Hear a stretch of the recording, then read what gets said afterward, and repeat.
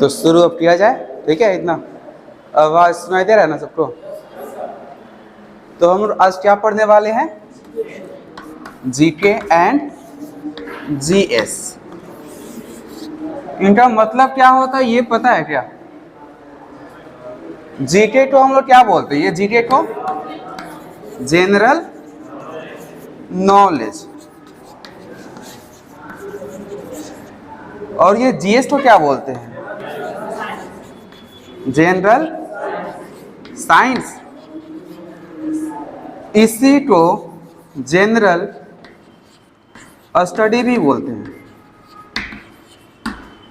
General science या फिर general study, ये दोनों अलग अलग सेक्शन होता है।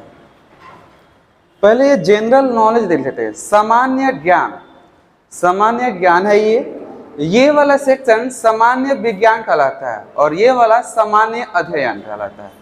तो इन तीनों सेक्शन में अंतर क्या होता है और एक्चुअल में ये है क्या चीज, उसके बारे में।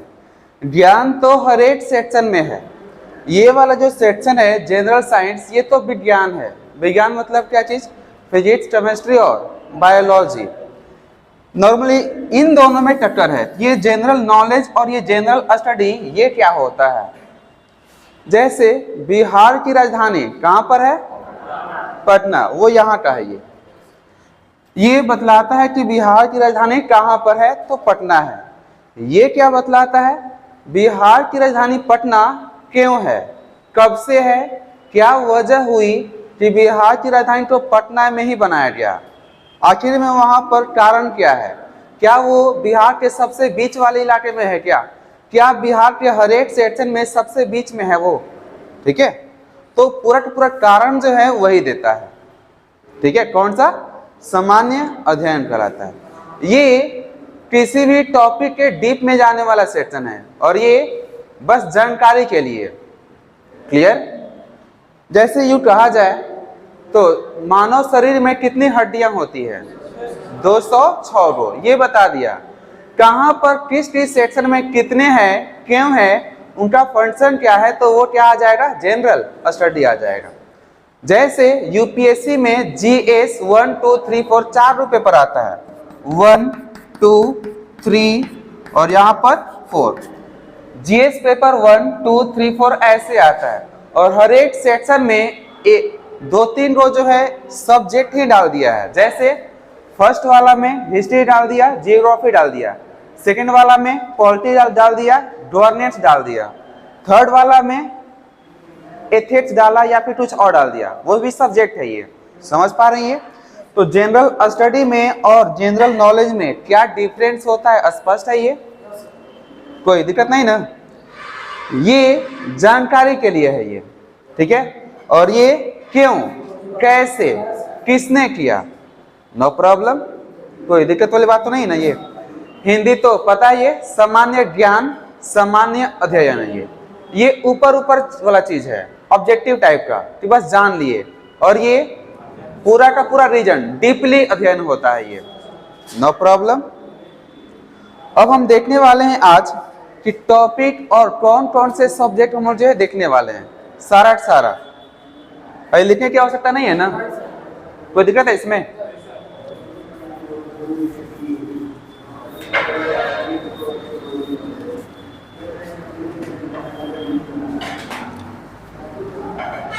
पूरा का पूरा सिलेबस हम लोग देखने वाले हैं। सिलेबस टाइम का मतलब क्या? कौन कौन सा सब्जेक्ट और उस सब्जेक्ट में कौन कौन से टॉपिक आएगा और वो टॉपिक एक्चुअल में है क्या, वो देखेंगे बस, ठीक है। बाकी डिटेल से जो है क्लासेस में किया जाएगा। अभी फिलहाल क्या चीज, कौन कौन से चैप्टर, जैसे पहला हम लोग जो चैप्टर नहीं बल्कि सब्जेक्ट, पहला जो सब्जेक्ट होगा वो क्या होगा? पॉलिटी। पॉलिटी को हम लोग क्या बोलते हैं? राज व्यवस्था। हिंदी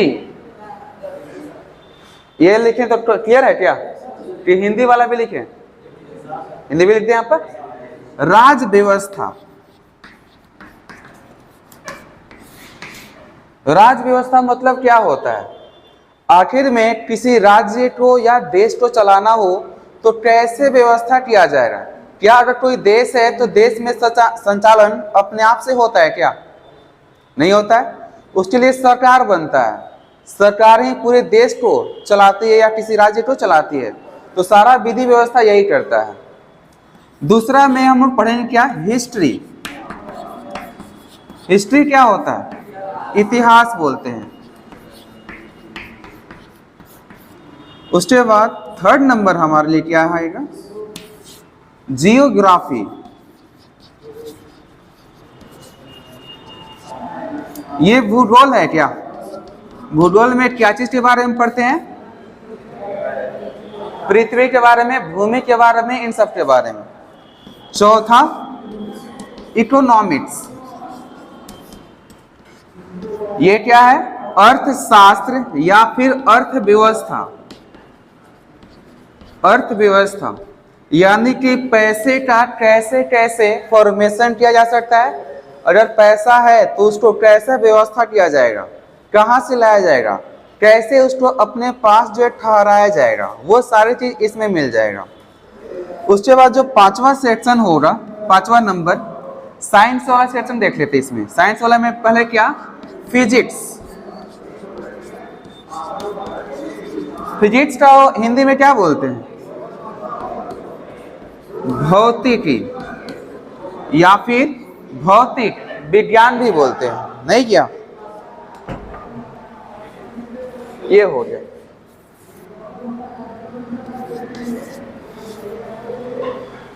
भौतिक में क्या पढ़ना होता है, आपके आसपास में जो भी घटनाएं घटित हो रहा है वो भौतिक में पढ़ते हैं। जैसे आंधी का आना, तूफान का आना, ये सब भौतिक में पढ़ते हैं। कोई साउंड क्रिएट हो रहा है तो वो भौतिक में, एनर्जी प्रोड्यूस हो रहा है तो वो भौतिक में पढ़ते हैं, ठीक है। और भी बहुत सारा चीज है, जैसे गाड़ी चल रहा है, फ्रिक्शन हो रहा है, पंखा रिमूव कर रहा है, मूव कर रहा है, तो वो सब के सब भौतिक में पढ़ते हैं। केमिस्ट्री, केमिस्ट्री क्या बोलते हैं हम लोग, रसायन शास्त्र। रसायन शास्त्र, इसमें हम लोग क्या पढ़ने वाले हैं, कोई भी एटम है तो रिएक्शन करके क्या बनता है, कोई यौगिक है तो वो टूटता है तो क्या क्या मिलता है, कोई दो चीज के मिलने से क्या धमाका होगा या नहीं होगा, वो सब इसमें पढ़ते हैं। हमारा शरीर भी एटम से बना हुआ है, तो कौन कौन से एटम से बना हुआ है, हम लोग जो चीज खाते हैं उसमें कौन कौन से एटम होते हैं, वो सब इसमें पढ़ा जाएगा, ठीक है। उसके बाद 7 नंबर में बायोलॉजी। बायोलॉजी में क्या हम लोग देखते हैं, जीव विज्ञान है क्या, जीव विज्ञान।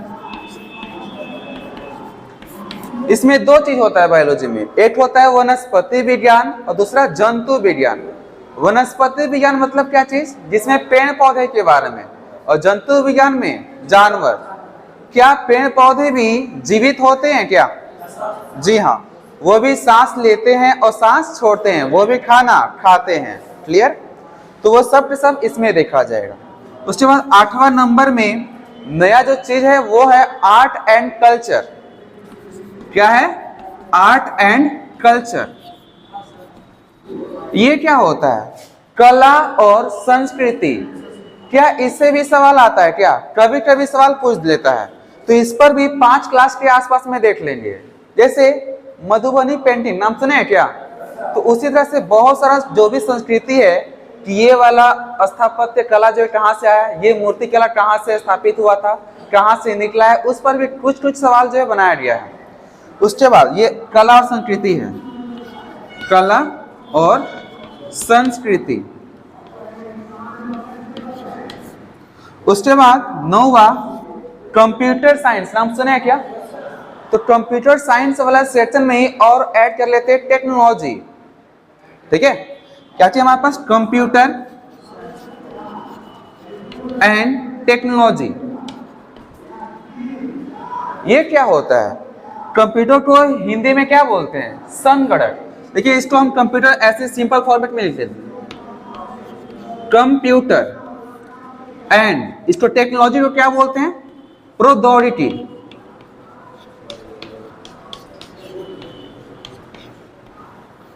ये क्या चीज होता है, कंप्यूटर तो आपने देखा है नहीं क्या, उसका फंक्शन क्या होता है, क्या क्या वर्क करता है, ये आप जानते हैं। बाकी रह गया टेक्नोलॉजी, तो टेक्नोलॉजी की वजह से ही हम लोग जो है वीडियो रिकॉर्ड कर पा रहे हैं, लाइट जल रहा है उसी से, फैन भी उसी से, हेलीकॉप्टर उड़ रहा है इसी से, बाइक जो है बिना पेट्रोल के भी चल रहा है, किससे? बैटरी से चल रहा है ना। ये एक इंसान ने जो है क्या किया था कि ऐसा मशीन बनाया था जो हवा से ये जो वायुमंडल है उसमें से ऑक्सीजन एक तरफ से ले रहा था, दूसरी तरफ से हाइड्रोजन, और दोनों को कंबाइन करके वाटर बना दे रहा था। क्या बना रहा था? वाटर। क्योंकि हाइड्रोजन और ऑक्सीजन मिलकर क्या बनता है? वाटर बनता है, ठीक है, H2O बनता है। तो जहां कहीं पर वाटर नहीं है वहां पर उस मशीन की सहायता से वाटर बना सकते हैं, लेकिन अभी फिलहाल जहां पर है वहां से ट्रांसफर करने में जितना खर्चा लगता है उससे काफी ज्यादा यहां पर इस मशीन वाला में लग जाता है, तो इसलिए अभी फिलहाल इसका इस्तेमाल नहीं किया जा रहा है।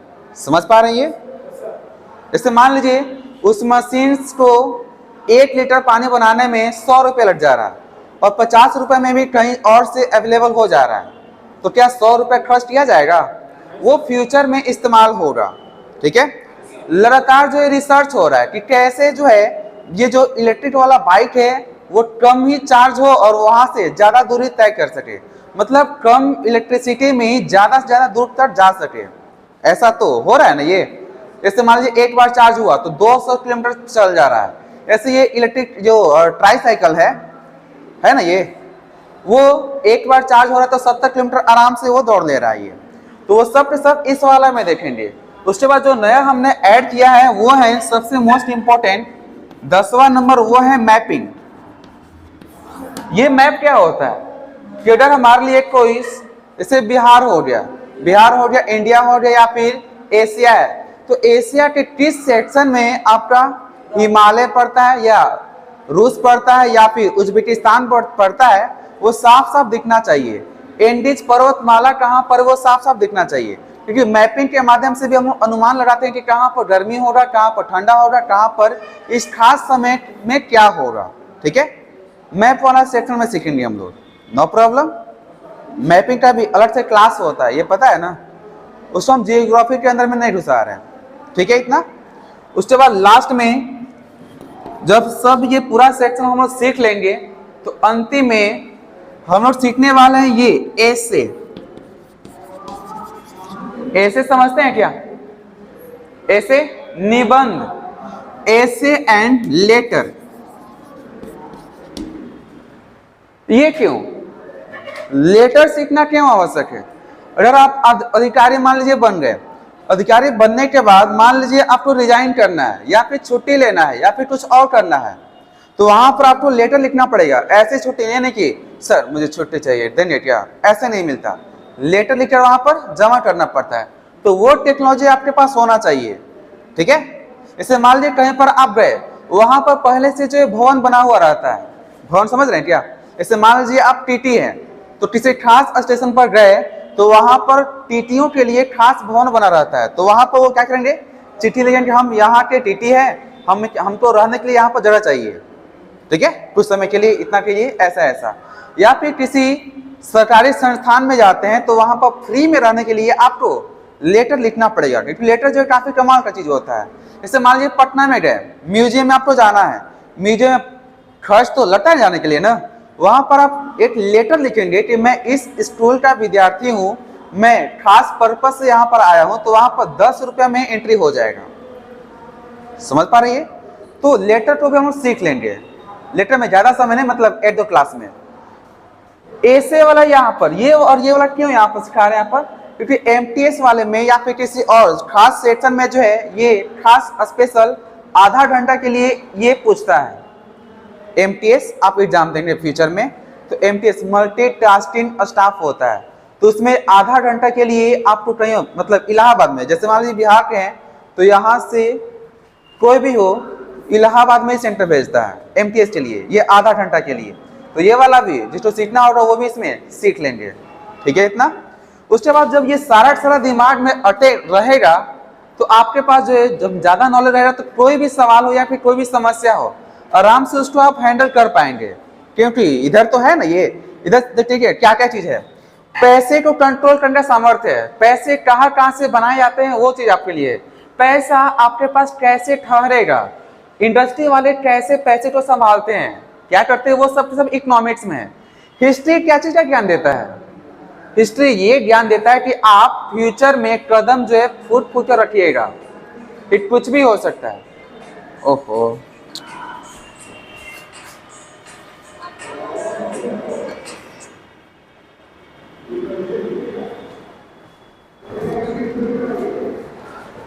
और ये राज व्यवस्था, राज व्यवस्था में आप क्या देखने वाले हैं, आपका अधिकार क्या क्या है।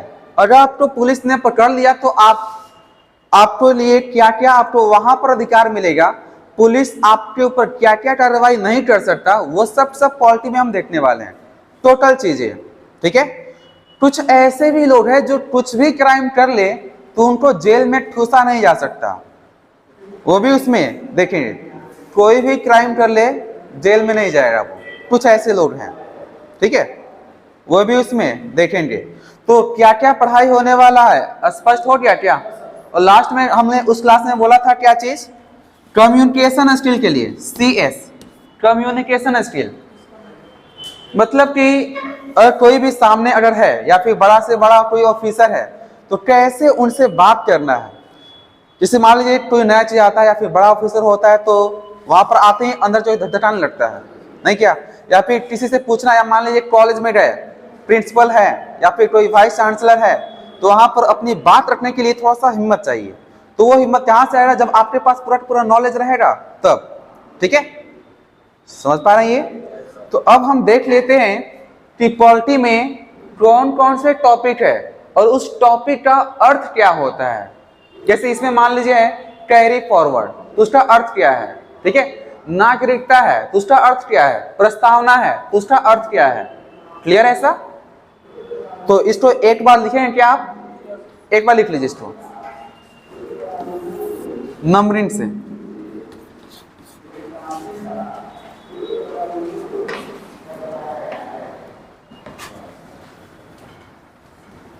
तो फर्स्ट जो सेक्शन है वो है पॉलिटी, राज व्यवस्था।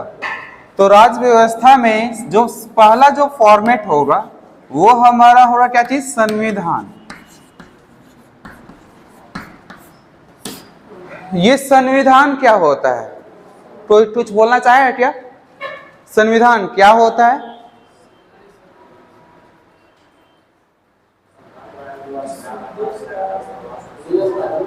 नियम कानून, यानी कोई अगर राज्य है, देश है, तो उसे चलाने के लिए जो सर्वोच्च विधि होता है उसे वो क्या बोलते हैं?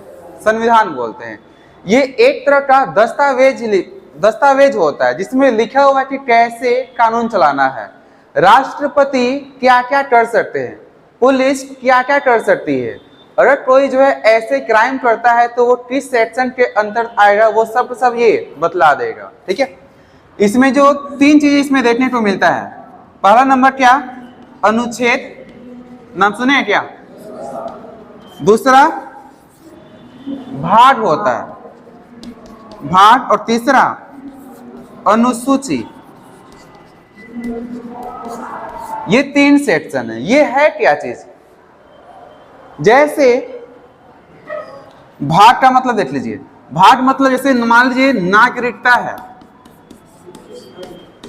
नागरिकता है मान लीजिए, तो एक खास भाग में केवल नागरिकता के बारे में दिया हुआ है, एक खास भाग में केवल मौलिक अधिकार के बारे में दिया हुआ है। मौलिक अधिकार ऐसा ऐसा। नागरिकता है तो मान लीजिए नागरिकता में मान लीजिए चार पांच चीज मान लीजिए बताया गया है, तो उन सबको अनुच्छेद के अंदर में रखा गया है। अनुच्छेद समझते हैं क्या? जैसे फॉर एग्जाम्पल की बात कर लेते हैं, जैसे मान लीजिए भाग 1 है, तो भाग 1 में बताया गया है कि भारत एक कैसा स्वतंत्र देश है, मतलब किसी भी देश का ये गुलाम नहीं है। ठीक है, इस पर कोई भी अपना हक जमा नहीं सकता। तो भाग 1 के अंतर्गत में राज्य के बारे में, देश के बारे में बताया गया है कि इस देश में कोई भी राज्य जो है इस देश से टूट नहीं सकता। जैसे मान लीजिए यहाँ पर ये देश है, तो इस देश का कोई भी हिस्सा जो है ये बाहर की ओर नहीं जा सकता, कभी भी ये टूट नहीं सकता। बाहर का कोई राज्य है तो वो इसमें जुड़ सकता है, लेकिन इसमें का टूटने वाला नहीं है। तो वो चीज भाग 1 के अंतर्गत में यहाँ पर अनुच्छेद 1, 2, 3, 4 ऐसा ऐसा में लिखा हुआ है, ठीक है। उसके बाद भाग 3 में, जिसे भाग 1 में आप लिख लिया गया, उसके बाद भाग 3 में क्या लिखा हुआ है, मौलिक अधिकार के बारे में, कि क्या क्या अधिकार है, जैसे स्वतंत्रता का अधिकार है ना, कुछ भी बोलने का अधिकार है, कोई भी धर्म अपनाने का अधिकार है, तो वो सब के सब भाग 3 के अंतर्गत में लिखा हुआ है। उसके बाद अनुसूची क्या होता है, अनुसूची को समझने के लिए ऐसे देख लेते हैं हम लोग। जैसे अनुच्छेद 17 में लिखा हुआ है अस्पृश्यता का अंत, अस्पृश्यता का अंत यानी कि छुआछूत का अंत। कोई भी ये नहीं बोला कि तुम ये हो, तुम हमसे दूर रहो, टच नहीं होना चाहिए। तो इसमें तो लिख दिया कि अस्पृश्यता का अंत 17 में है और ये कोई भी कर नहीं सकता, लेकिन इसके बारे में डिटेल में कोई चीज जो है वो सबसे लास्ट वाला सेक्शन में अनुसूची के अंदर में लिखा गया है, ठीक है। अनुसूची समझ पा रहे हैं? जैसे अनुच्छेद वगैरह जो हो गया, ये क्या हो गया कि वहां पर लिख दिया गया कि ये चीज इस वाला में है। अगर उस चीज को डिटेल में जानना है तो कहाँ जाना पड़ेगा, अनुसूची में, ठीक है। जैसे मान लीजिए आप जो कोई किताब उठाते हैं तो किताब में जो माल कहानी क्या है, तो शुरुआत में लिखा रहता है कि गांधी जी के बारे में कहानी अगर पढ़ना है तो 5वां में जाइए, है ना। ये तो अनुच्छेद में लिखा हुआ है कि 5 नंबर में ये है, अगर उसको और डिटेल से जानना है तो उसके अंदर में जाना पड़ेगा, अनुसूची में, ठीक है। यानी कि ये कि अगर किसी को संविधान पढ़ना है तो वहां पर टॉपिक वाइज कर लिया गया, कहां पर, अनुच्छेद में, टॉपिक वाइज, कि नागरिकता इस अनुच्छेद में, मौलिक अधिकार यहां से यहां तक में, समानता के अधिकार यहां से यहां तक में, ऐसा ऐसा, राष्ट्रपति इस अनुच्छेद में, राष्ट्रपति इस अनुच्छेद में। अब राष्ट्रपति के पास क्या क्या सामर्थ्य है वो जानना है तो कहां जाना पड़ेगा, अनुसूची में। क्लियर है? इतना समझ पा रहे हैं ना ये? अब जैसे मान लीजिए कोई किताब ही है, जैसे मान लीजिए ये साइंस है, तो साइंस में कितने भाग होते हैं, 3 गो, फिजिक्स, केमिस्ट्री, बायोलॉजी। तो ये वाला फॉर्मेट समझ लीजिएगा।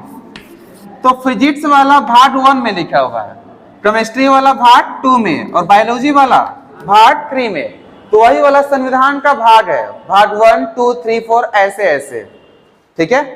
उसके बाद जो है फिजिक्स का जो चैप्टर 1 होगा, इसमें मान लिखा हुआ है गति, मोशन, ये लिखा हुआ है। तो ये एक्चुअल में अनुच्छेद वाला फॉर्मेट है। अनुच्छेद कितना है, 395 गो है ना, ये 395 गो। बहुत सारा संशोधन भी हुआ है, उसमें कुछ घटा भी बढ़ा भी है, लेकिन अभी फिलहाल 395 गो। तो ये जो चैप्टर लिखा हुआ है गति, लाइट, ये वो सब क्या है, अनुच्छेद है, ठीक है। अनुसूची में क्या लिखा हुआ है, तो पूरा का पूरा गति के बारे में। चैप्टर 1 में गति है, ये कौन इंफॉर्मेशन देगा, अनुच्छेद। अब उस गति में आपको क्या क्या जानना है वो सब कौन इंफॉर्मेशन देगा, अनुसूची के अंदर में। ये पता हो गया ना, ये कोई दिक्कत है इसमें? यानी अनुच्छेद की संख्या कितना है, 395। कितने भाग होते हैं, 22 भाग। अनुसूचियां 212 गो। शुरुआत में 8 जो था, अभी फिलहाल कितना है, 12 गो है, ठीक है। उसमें इंफॉर्मेशन लिखा हुआ है, डिटेल में लिखा हुआ है। राज्य है तो कौन कौन से राज्य है, अनुच्छेद भाग 1 के अनुच्छेद 1, 2, 3 में बताया गया है कि राज्य भी होगा, देश भी होगा। देश उन सारे राज्य को कंबाइन करके चलेगा। तो उस देश में, भारतवर्ष में कौन कौन से राज्य हैं ये जानना होगा, तो उसके लिए कहां जाएंगे, अनुसूची के अंदर में। तो ये अनुच्छेद, अनुसूची और भाग, ये सब क्या है, पता चल गया? कोई दिक्कत है नहीं ना? डिटेल से पढ़ना है तो कहां जाना पड़ेगा, अनुसूची में। टॉपिक जानना है तो कहां जाएंगे, अनुच्छेद में। और भाग क्या बतलाता है कि यहां से यहां तक में एक खास सेक्शन है, ठीक है, नो प्रॉब्लम, ठीक है।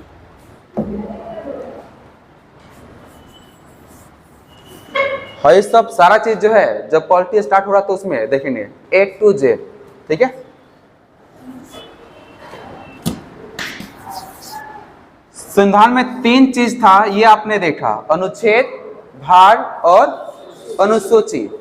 अब इसी संविधान के अंतर्गत में एक चीज आपको नजर आएगा, उद्देशिका। क्या नजर आएगा?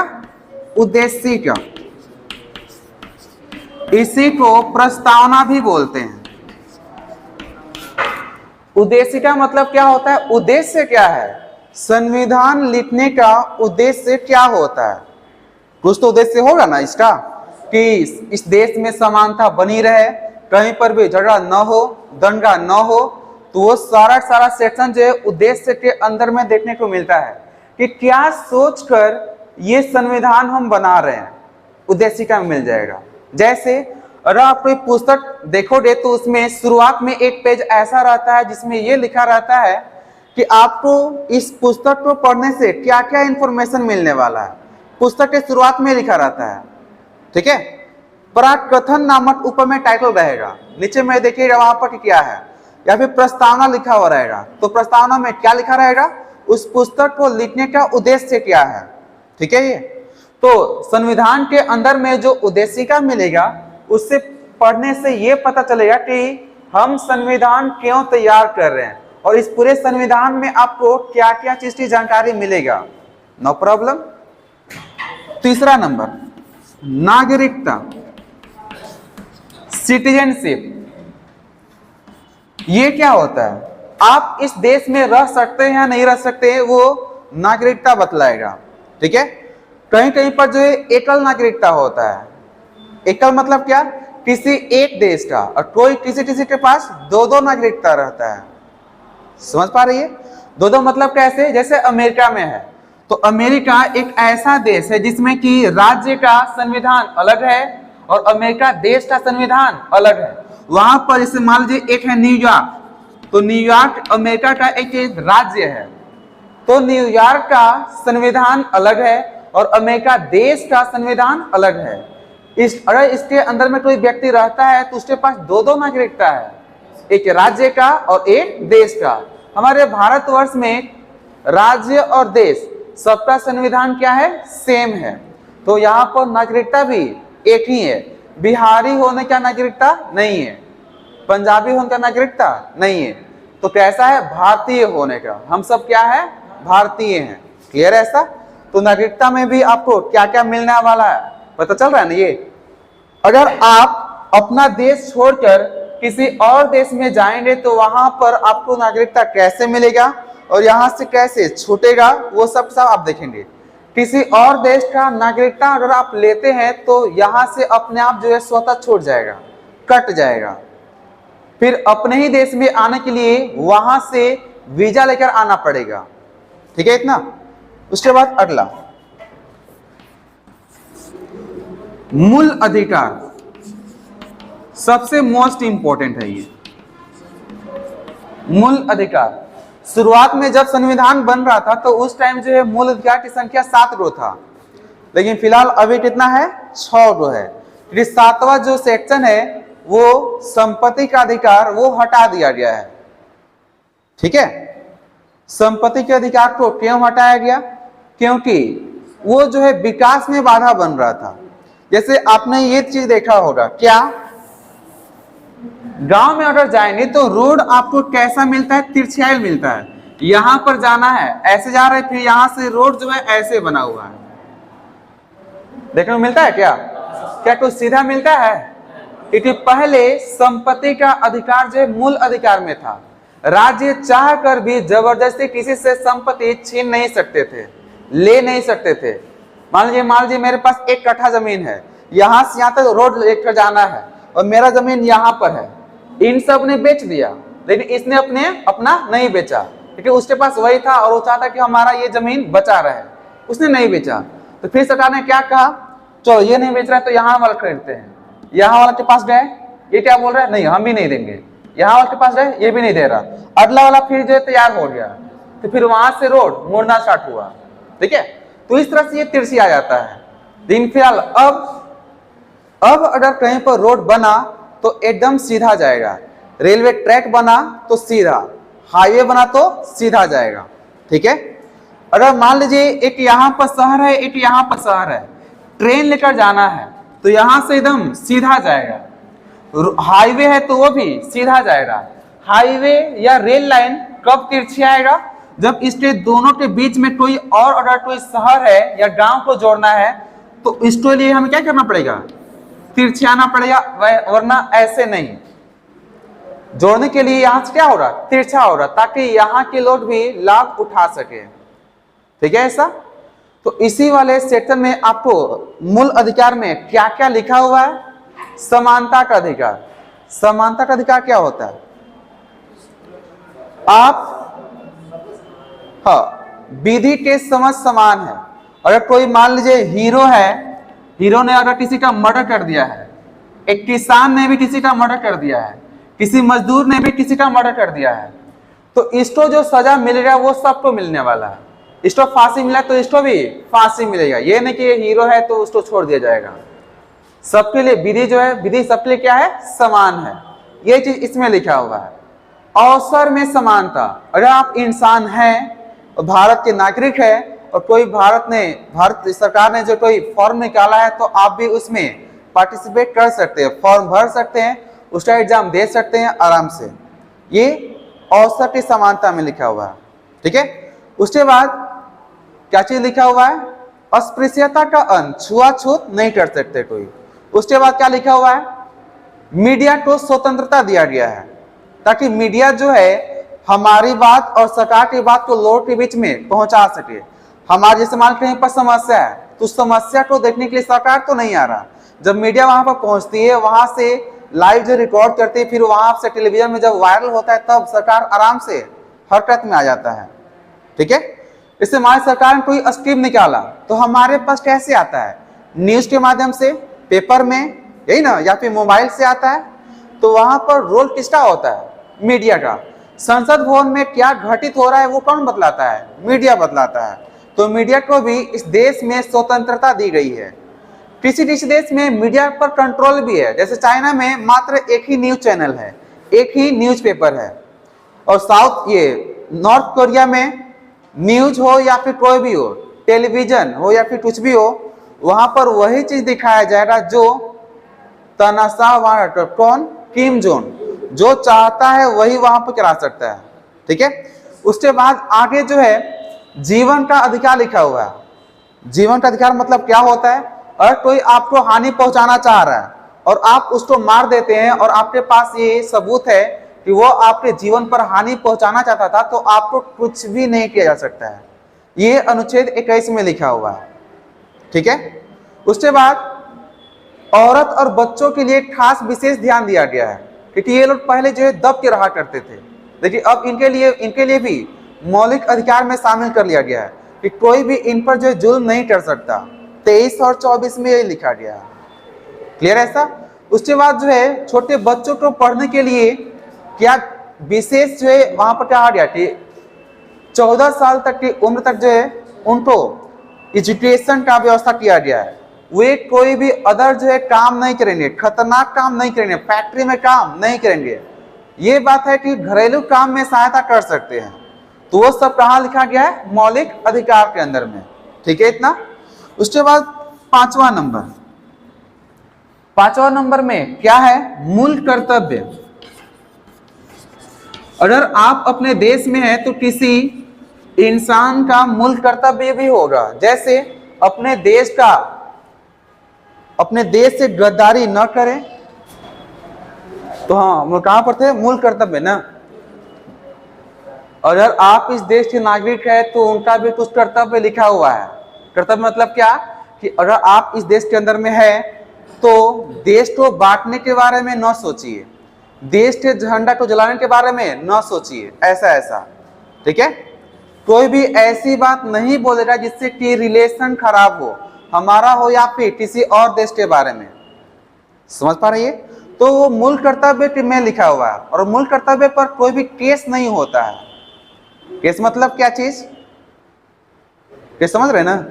मतलब ये नहीं कि किसी ने ये कर दिया तो वहां पर कोई केस ठोक देगा।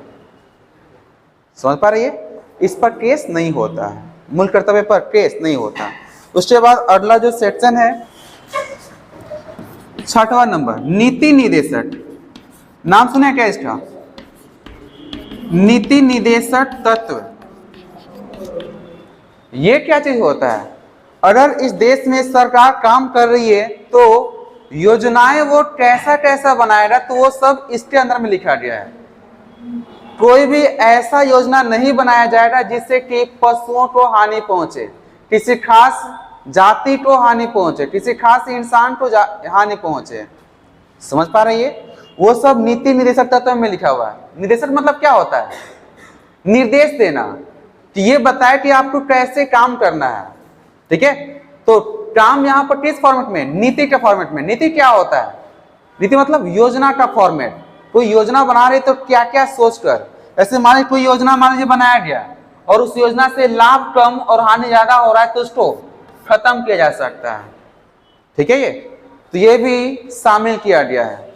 No problem. 7वां नंबर, सरकार नाम सुने क्या? सरकार यही ना देश चलाएगा। तो सरकार में 3 चीज सबसे मोस्ट इंपोर्टेंट चीज है। क्या चीज? एक हमारे लिए है विधायिका,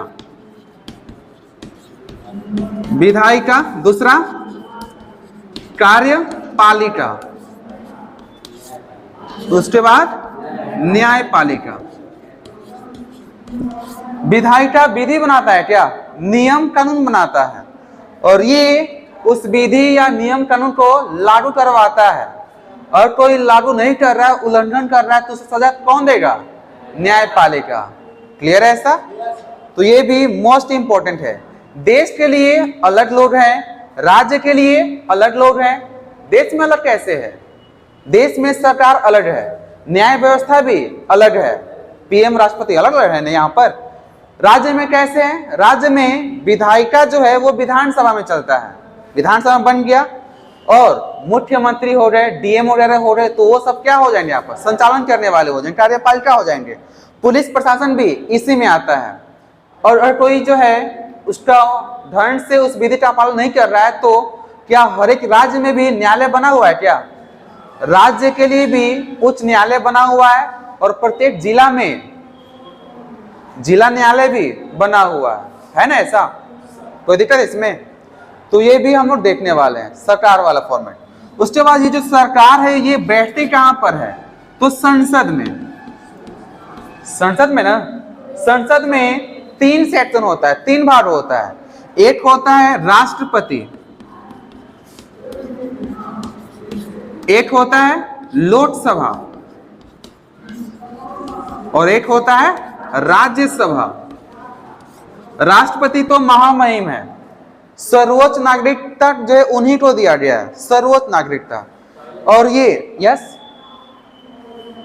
सर्व मतलब सबसे ऊपर है, ये महामहिम इनको कहा जाता है राष्ट्रपति। ये कुछ भी कर देंगे, कोई भी क्राइम कर देंगे, अगर वो राष्ट्रपति के पद पर है तो कोई भी उन्हें गिरफ्तार नहीं कर सकता, कोई भी एफआईआर नहीं कर सकता। तो क्या वो पूरी तरह से एकदम आजाद हैं क्या? तो नहीं। अगर उनकी पत्नी ने उनके ऊपर केस कर दिया तो वो जेल चले जाएंगे। पारिवारिक मामला में जो है वो जेल जा सकते हैं। ये उनके लिए भी एक्सेप्शन में एक्सेप्शन है। ठीक है, जब उनके घर के आसपास में जमीन को लेकर झगड़ा हो गया तो वहां पर वो उन पर केस फाइल हो जाएगा। लेकिन अगर उन्होंने किसी को मर्डर कर दिए तो वो जेल नहीं जाएंगे, कोई एफआईआर नहीं होने वाला है। क्लियर है ऐसा? राष्ट्रपति कोई भी ऐसे ही नहीं बन जाता। कैसा बनता है? तो वैसा लोग जिनका बैकग्राउंड एकदम क्लियर हो, थोड़ा सा भी चोरी नहीं किया हो, बैकग्राउंड पर थोड़ा सा भी दाग धब्बा न हो, वैसा लोग बनते हैं। और फ्यूचर में भी वो वैसे उसी तरह से बरकरार रहेंगे, उन्हीं को राष्ट्रपति बनाया जाता है। और राष्ट्रपति पर आज तक एफआईआर कभी भी नहीं हुआ है। और राष्ट्रपति एक्चुअल में कोई काम करते नहीं है। काम क्या होता है? सिग्नेचर करने वाला, कि हाँ भाई ये कहाँ गई है। लोकसभा राज्यसभा में कोई बिल पारित हुआ तो उनको ये अनुमति बस देते हैं बस। ठीक है, अनुमति उनको देना ही पड़ता है क्योंकि इन्हीं सबसे ये वाला बने हुए हैं। समझ पा रहे हैं ये? तो ये सब भी इंपॉर्टेंट है। लोकसभा में कौन लोग जाते हैं? पूरे देश भर से जो है वहां पर लोग चुन कर जाते हैं। जनता प्रत्यक्ष रूप से वोट देकर चुनकर भेजती है, जिसे हम क्या बोलते हैं? एमपी बोलते हैं। इसके अंदर में कौन रहता है? MP, member of parliament. सांसद हिंदी में उसको बोलते हैं। क्या बोलते हैं इसको? सांसद। ठीक है, राज्यसभा, राज्यसभा में कौन लोग रहते हैं? इसमें जो है अगर कोई मर्डर किया है, कोई क्राइम किया है, घूस में पकड़ा गया है, तो वो वाला लोकसभा में जा सकता है क्योंकि वो चुनाव से जीता है ना। ये कौन लोग है? राज्यसभा। इसमें कोई भी ऐसे ही नहीं जा सकता, इसमें पढ़े लिखे लोग हैं। और ये मूर्खों की सरकार होती है, मूर्ख लोग भी इसमें जा सकते हैं। समझ पा रहे ना? ये अगर कोई इलाका जो मूर्खों से भरा हुआ है और कोई वहां पर खड़ा हुआ तो वो तो जीत ही जाएगा ना। ये तो मान लीजिए यहाँ पर मूर्ख वाले लोग जा सकते हैं, बहुत सारे वहां पर लोग बैठे हुए हैं जो बहुत सारे क्राइम किए हुए हैं, केस चल रहा है, फिर भी वहां पर हैं। इस वाले इलाके में पढ़े लिखे लोग हैं। समझ पा रहे हैं? ये राज्यसभा में पढ़े लिखे लोग होते हैं। राज्यसभा में कभी कोई भी जो है हंगामा कभी नहीं होता क्योंकि सब लोग जानते हैं और अवस्था भी समझते हैं। लेकिन इस वाला में कुछ हो जाता है। अभी इधर बीजेपी का कुछ था, माइक्रोवेव तोड़ दिया है तो 2 दिन के लिए उसको निष्कासित कर दिया गया है। मैं तो समझ रहे हैं ना? ये कुर्सियों फेंका फेंकाबोल हो जाता है। कोई मान पेपर बांटा गया पढ़ने के लिए, वो फाड़ देता है इस फॉर्मेट में।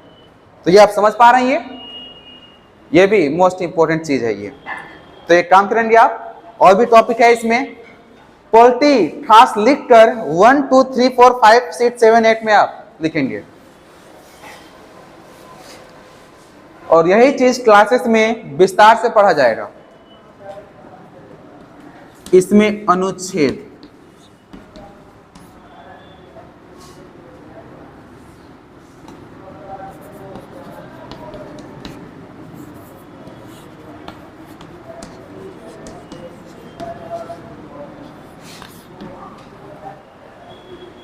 इधर हटा दें क्या?